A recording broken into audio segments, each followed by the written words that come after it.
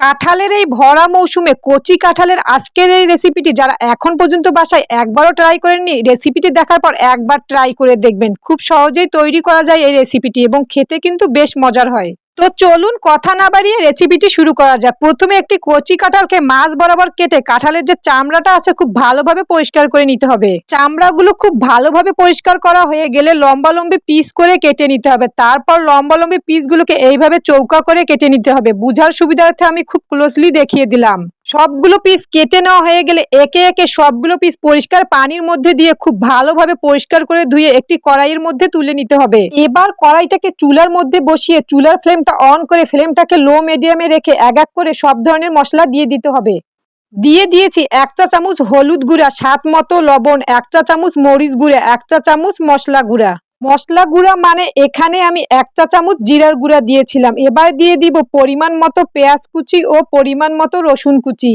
এখানে কিন্তু একদমই তেল ব্যবহার করিনি। এবার সবগুলো মশলার সাথে কাঁঠালগুলোকে খুব ভালোভাবে কষিয়ে সিদ্ধ হওয়ার জন্য সামান্য পরিমাণ পানি দিয়ে একটি ঢাকনা দিয়ে প্রায় 10 মিনিটের মতো কাঁঠালগুলোকে খুব ভালোভাবে সিদ্ধ করে নিতে হবে। ঠিক 10 মিনিট পর কাঁঠালগুলো খুব ভালোভাবে সিদ্ধ হয়ে গেলে একটি হাতার সাহায্যে কাঁঠালের এই তরকারিটাকে খুব ভালোভাবে কষিয়ে নিতে হবে। প্রায় 10 মিনিটের মতো খুব ভালোভাবে কষিয়ে নিয়েছিলাম।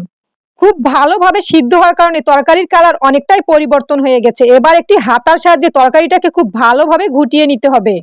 এমনভাবে ঘুটিয়ে নিতে হবে যেন কাঁঠালগুলো মাঝ বরাবর ভেঙে যায় এবং তরকারিটা সম্পূর্ণই নরম হয়ে যায়। এই কাজটি একটু হাতে সময় নিয়ে করার চেষ্টা করবেন। প্রায় 5 হতে 6 মিনিটের মতো হাতে সময় নিয়ে এই কাজটি ধীরে ধীরে করতে হবে।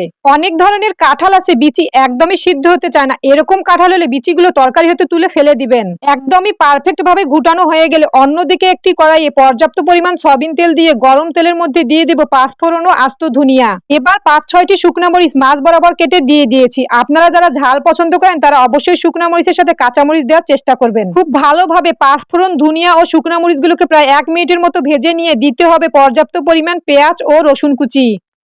মশলাগুলোর সাথে পেঁয়াজ ও রসুন কুচিগুলোকে ঠিক এইভাবেই লাল লাল করে ভেজে নিতে হবে। পেঁয়াজ ও রসুন কুচিগুলো লাল লাল করে ভেজে নেওয়া হয়ে গেলে সামান্য পরিমাণ লবণ দিয়ে প্রায় 1 হতে 2 মিনিটের মতো নেড়ে চেড়ে পেঁয়াজ ও রসুন কুচিগুলোকে নরম করে নিতে হবে।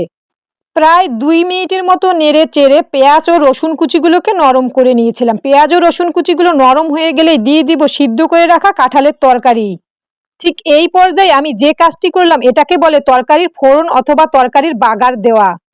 মানে এক কথায় 5 ফোড়ন, ধনিয়া, শুকনা মরিচ, পেঁয়াজ ও রসুন কুচি লাল লাল করে ভেজে কাঁঠালের এই তরকারিটা বাগার দিয়ে দিলাম। এই বাগারটাই কিন্তু এই তরকারির মেইন স্টেপ। ঠিক আবারও তরকারিটা প্রায় 5 মিনিটের মতো খুব ভালোভাবে কষিয়ে নিতে হবে। খুব ভালোভাবে কষানো হয়ে গেলে তরকারি খাওয়ার জন্য একদমই রেডি হয়ে যাবে।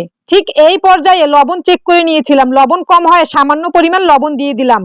আর সামান্য পরিমাণ ধনিয়া পাতা কুচি দিয়ে প্রায় 1 মিনিটের মতো নেড়েচেড়ে তরকারি নামিয়ে নিব। এই ধনিয়া পাতার কারণে কিন্তু তরকারির স্বাদ দ্বিগুণ বৃদ্ধি পাবে।